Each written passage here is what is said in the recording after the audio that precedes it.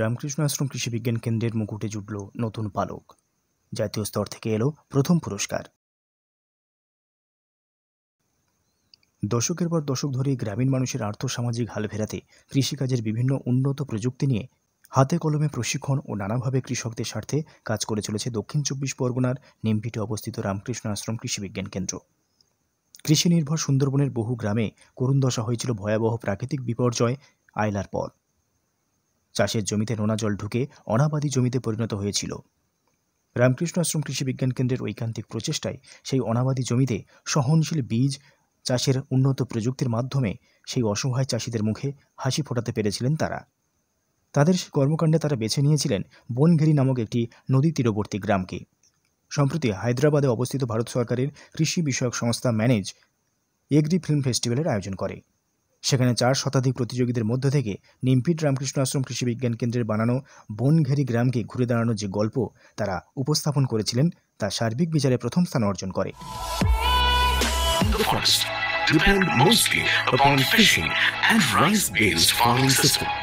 But as most of the land here lies well below the water level of the brackish water rivers surrounding them, they protect their fields by constructing elevated earthen embankments. The mangrove forest further safeguards the fragile coastal ecosystem by absorbing the frequent cyclonic winds and storm surge.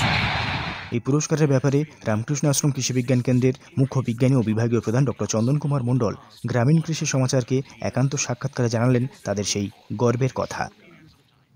Manage বলে একটি যে সংস্থা রয়েছে ভারত সরকারের, national institute of agricultural extension management, যেটা premier institute, এই হায়দ্রাবাদের এই ইনস্টিটিউট প্রতি বছর গত 3-4 বছর ধরে প্রতি বছর ওরা একটা এগ্রি ফিল্ম ফেস্টিভ্যাল আয়োজন করে। এই এগ্রি ফিল্ম ফেস্টিভ্যালে এবছরে প্রায় 407টা মতো বিভিন্ন জায়গা থেকে, সারা ভারতের বিভিন্ন জায়গা থেকে ছোট ছোট কৃষি সংক্রান্ত ছায়াছবি জমা পড়েছিল।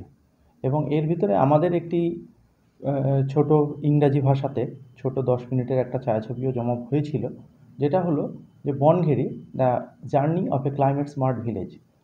তো এই ফিল্মটা বা এই ছায়াছবিটা এটা আধারিত হলো 2011 সালে আয়লা পরবর্তী কৈখালির বনঘেরি গ্রামের যে প্রজেক্ট একটা নেওয়া হয়েছিল আমাদের নিকরা নামে, সেই নিকরা প্রজেক্টের মাধ্যমে চাষিরা কৃষিতে যে অভূতপূর্ব উন্নতি সাধন করেছে তার ছবি। এবং এইটা আমরা ক্রীড়া বলে আইসিআরের একটি ইনস্টিটিউট রয়েছে, সেটাও হায়দ্রাবাদে। তো সেই ক্রীড়া সেন্ট্রাল ড্রাইল্যান্ড রিসার্চ ইনস্টিটিউট, তো সেই ড্রাইল্যান্ড রিসার্চ ইনস্টিটিউটের মাধ্যমে আমরা কিন্তু এই পুরো নিকরা প্রজেক্টটা সম্পন্ন করেছিলাম বনঘেরি গ্রামে। এখনও চলছে, 2011 সাল থেকে 2021 সাল অবধি এটা প্রথম ফেজের প্রোগ্রাম হয়। তারপরে আবার দ্বিতীয় ফেজ চলছে। এখন আমরা কুলতলি ব্লকেরই একটি পার্শ্ববর্তী গ্রাম নিয়েছি এই প্রোগ্রামটা নেওয়ার জন্যে, যেখানে বিভিন্ন রকম ক্লাইমেট রেজিলিয়েন্ট বা জলবায়ু পরিবর্তনের সাথে মানানসই কৃষির বিভিন্ন প্রযুক্তি সেখানে চাষিদেরকে দেওয়া হয় এবং চাষিরা তার মাধ্যমে চাষবাস করে থাকেন। তো এরই একটা ডকুমেন্টারি ফিল্ম আমরা যেটা তৈরি করেছিলাম সেটা ম্যানেজের এই এগ্রি ফিল্ম ফেস্টিভ্যালে জমা পড়ে। এবং ম্যানেজ এগ্রি ফিল্ম ফেস্টিভ্যালের যেটা সর্বোচ্চ অ্যাওয়ার্ড ন্যাশনাল বেস্ট, সেই অ্যাওয়ার্ডটা আমরা এখানে অর্জন করেছিলাম। এখানে আরও অনেকগুলো ক্যাটাগরি ছিল, কিছু ল্যাঙ্গুয়েজ ক্যাটাগরি ছিল, কিছু ইনস্টিটিউশনাল ক্যাটাগরি ছিল। তো সেগুলোতে ছাপিয়ে গিয়ে এই অ্যাওয়ার্ডটা আমাদের নিমপিট কৃষি বিজ্ঞান কেন্দ্রের কাছে আসাতে আমরা অত্যন্ত আনন্দিত এবং তার সাথে আমরা কৃতজ্ঞ আমাদের শ্রীরামকৃষ্ণ আশ্রম নিমপিট, তার যে অ্যাডমিনিস্ট্রেটিভ হেড সেক্রেটারি স্বামী সদানন্দজি মহারাজ, তিনি আমাদের কাজের যে সুযোগ সুবিধা ফ্রিলি করার মানসিকতা যেটা তৈরি করে দেন। এছাড়া আমাদের আইসিআর যেটা রয়েছে, আইসিআরের আটারি কলকাতা, তার ডিরেক্টর ডক্টর প্রদীপ দে এবং তার আনুষঙ্গিক যে সমস্ত সায়েন্টিস্টরা রয়েছেন, বিশেষ করে নিকরা প্রজেক্টের যিনি নোডাল সায়েন্টিস্ট রয়েছেন, তাদেরকে আমরা আমাদের কৃতজ্ঞতা জানাই। কেননা এই ফিল্মটা হয়তো আমরা একদিনে প্রাইজ পেয়েছি, কিন্তু এই ফিল্মটা তৈরির পিছনে গত 12-13 বছরের নিরলস প্রচেষ্টা রয়ে যায়। এবং এই ফিল্মটা যদি কেউ দেখেন তাহলে বুঝতে পারবেন যে সুন্দরবনে কীভাবে কত কষ্টের মধ্যে দিয়ে চাষিরা চাষবাস করেন এবং উন্নত প্রযুক্তিগুলো কিভাবে সেই চাষের পুরো আঙ্গিকটাকে বদলে দিচ্ছে।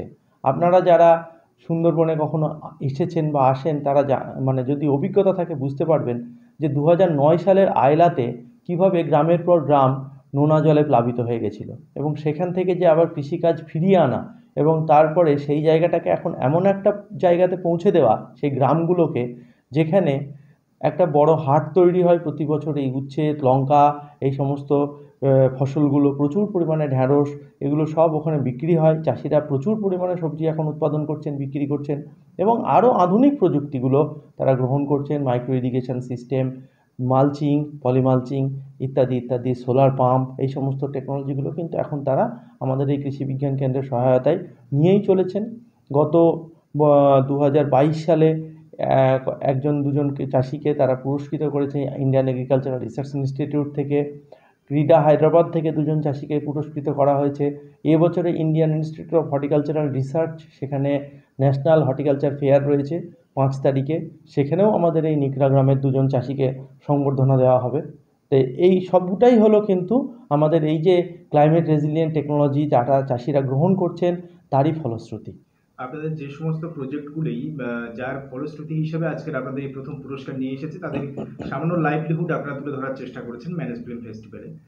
সেখানকার মানুষগুলি এই পুরস্কারের কথাটা জানতে পেরে তারা কতটা আনন্দিত?